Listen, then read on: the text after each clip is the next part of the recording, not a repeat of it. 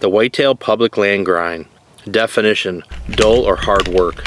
I really dislike calling my hunting season a grind, and to be honest, I hate saying it this way. The grind makes me think of the thesaurus definition of grind as an inaction, as very hard or unpleasant work.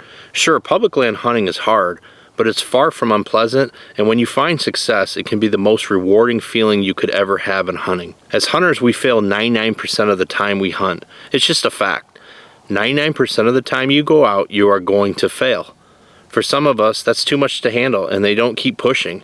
They never find success. Everything you do all season leads you to one moment. One moment to either fail or succeed. Hours and hours on stand, in the frost, in the cold, the cool November wind burns your cheeks, rain soaks you to your bones, hanging set after set and tearing them down daily wears your body down. Long hikes with heavy packs through nasty swamps make you question your sanity daily.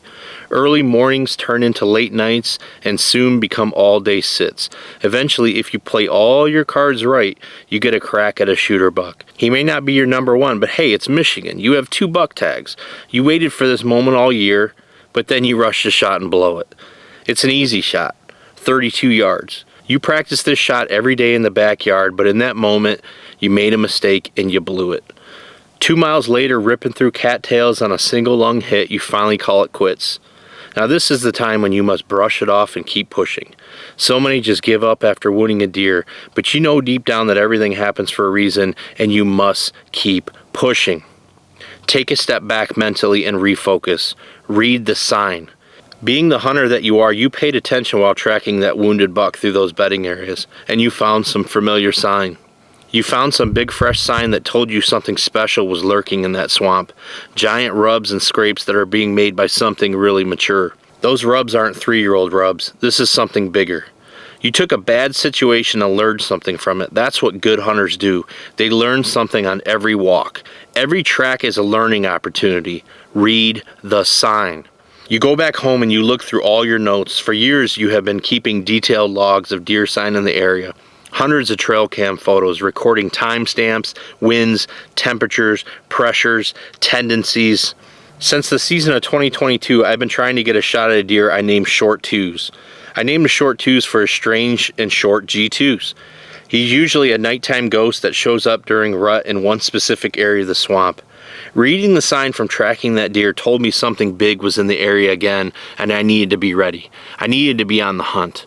The only spot that I hadn't hunted yet was an area I was hoping to save until peak rut. It's a wet and nasty point that juts into the swamp. The only spot I've had daylight encounters with this buck. I purposely hadn't hunted this spot until November, hoping he would get comfortable enough to show up in daylight. My friend Josh jokingly laughed I had sanctuaries on public land. Ha ha ha. Well, that was the hope, if some other hunter hadn't gone in there and muffed it up already. On November 1st, I dove in for the first time with my son. He didn't show, but we saw some big sign in there that directly correlated to the sign that I saw when tracking that wounded buck. If you drew a straight line 300 yards across from all the rubs lined up, the big picture was starting to narrow down and it was really starting to make sense. November 9th was the second time I dove in. No encounter, but I wasn't going to hunt it again for a while since I hadn't been seeing much in the area. But my uncle stepped in and gave me some solid advice. He said, give it another hunt. You know, sometimes these deer kind of move in patterns and you're just not there on the right day that he's been there. Read the sign.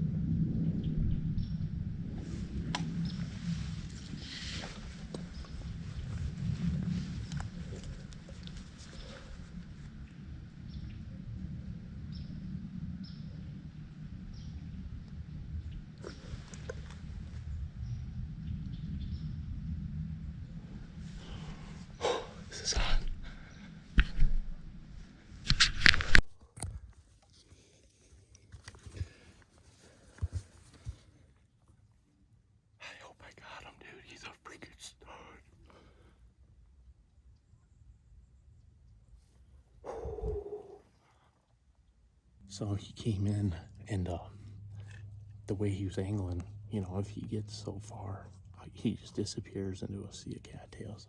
So I had to take the shot. It's about 110 yards, much further than I'd ever want to shoot. But, and I felt like I made a good shot. Like I squeezed the trigger, everything. I took my time. But I had to shoot through some cattails and shit. But I swear, after I hit him or shot, he ran just a little bit, and then I heard a crash, and then I felt like I heard like a leg slapping on the water, and then I didn't hear anything.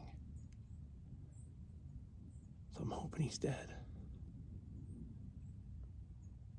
He was a nice one. I couldn't tell. I just seen a big frame, and I was like, I don't have time. I have to shoot. So I'm gonna pack all this stuff up, and I'm gonna get down. I'm gonna go look. 507.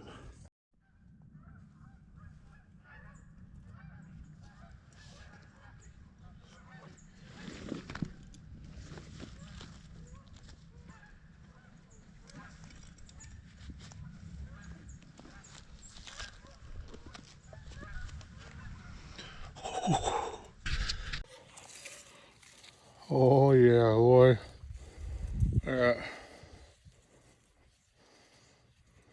We got him. Here he is, boys. Look at that shot.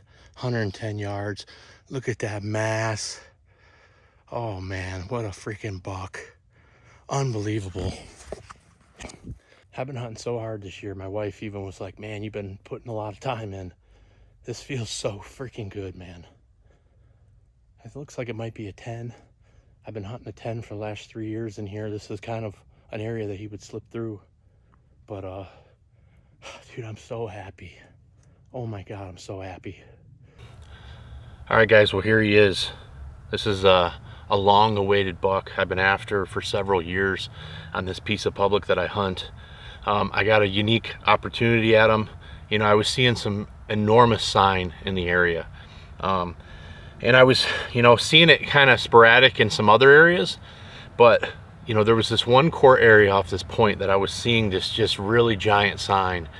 And, you know, being a mobile hunter, I tend to bounce around a lot, and I kept bouncing around and I wasn't running into this deer. And I was actually talking with my uncle, and he was like, man, he's like, you know, you're seeing that really big sign, you know, and that off that point, you know, maybe you should stick it out, put a few hunts in there, quit bouncing around so much and be a little more patient. And which is really hard to do as mobile hunters. And, you know, it paid off big time here because, you know, being opening day of gun season, I knew that the bullets were going to be flying. I knew that the deer were going to be pressured. I didn't expect what happened, you know, with this deer and other deer to really, I really didn't expect them to be that pressured. The deer were acting like it was like the third or fourth week of gun season. They were, you know, hugging the lake. They were staying in the Phragmites. They were going from the frag right into the cattails. And this sucker popped out at 5:05. What's interesting is all day I had heard does going through the frags. And when they were going through, all you heard was water, and occasionally you'd hear a little bit of that, you know, that Phragmite break.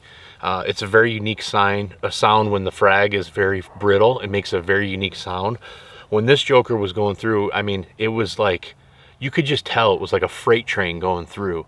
Everything was busting and breaking, and I actually, you know, I saw some movement, and I put my binoculars up, and as soon as he stuck his head up, I saw it, and I saw how he's kind of like opened up a little bit, like with his rack, and I knew instantly. I was like, that's the deer I glassed for the last 2 years in the summer. I had a bunch of pictures of the last 2 years. I mean, this is the buck that I've been after. There's no other deer in the area that's leaving sign like this. And, you know, it was an extremely long shot, 110 yards. And I almost didn't get the opportunity, to be honest, because the way he was standing, he turned and he was going to go across the lake, or go to the lake, sorry. And once, you know, he walked another 20 yards, he would have been out of my life. I would have never seen him because it's so thick. And I saw him looking that way, and it's probably because there's probably some does over there because they were holding in those cattails. And, you know, my impression was that he was going to walk and go that way. So he started to turn and go that way, and I got the grunt call out. I gave him a quick grunt. He stopped, and I had my rifle up.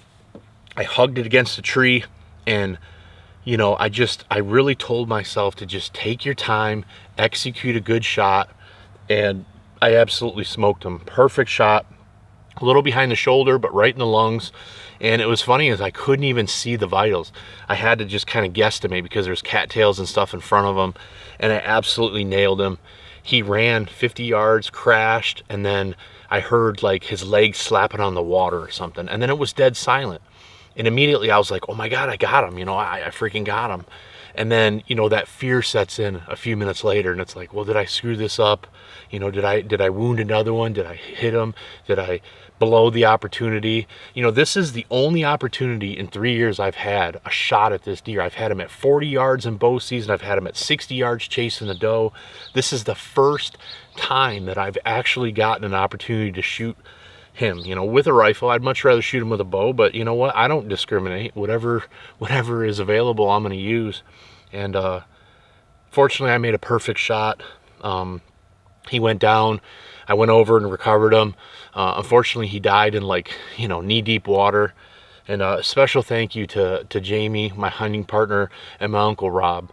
Those guys, I've been hunting with them for my whole life, and it just means a lot to me that they stuck out to help me get this deer out of the woods. It took us 5 hours to get this deer. It was a mile back from the truck in knee-deep water almost the whole way, and you know, I'm just really thankful for that. Means a lot. And my uncle too, you know, he was the one that gave me that advice, like you got the sign there, man, just be patient, stick it out. And that's what I did. And I'm very proud to say this is my biggest buck, an 11 pointer. He's got this very unique drop tine here. It almost looks like a shark tooth or like a fish hook or something. It's really freaking cool. Split brow. He's just an absolute hammer, a Michigan public land buck. And I do have my stand here, but I have lived in this .5 for like 4 years. This stand is my workhorse. This is, you know, I put the large seat on it this year because I knew I was going to have some all-day sits. I wanted to have more comfort. I mean, I've stayed in it the entire season, and it allows me to get into these crazy swamp trees, just these tight little areas. I told myself this year, you know, oftentimes I will experiment with a lot of different products in the woods, different saddles, different saddle platforms, and I told myself this year I was not going to use anything else until I got, you know, a good buck down. I was not gonna, you know, because this is the most efficient system I have. I told myself I'm not trying anything else. I'm not doing anything else. This is what I'm gonna use. And it paid off. So thanks for the support on the channel. Thanks for watching. I know the kill shot isn't that great. It was cell phone filming. It was, you know, extremely zoomed out, but hopefully you got to feel that experience. So thanks for watching. We'll see you on the next one. Peace.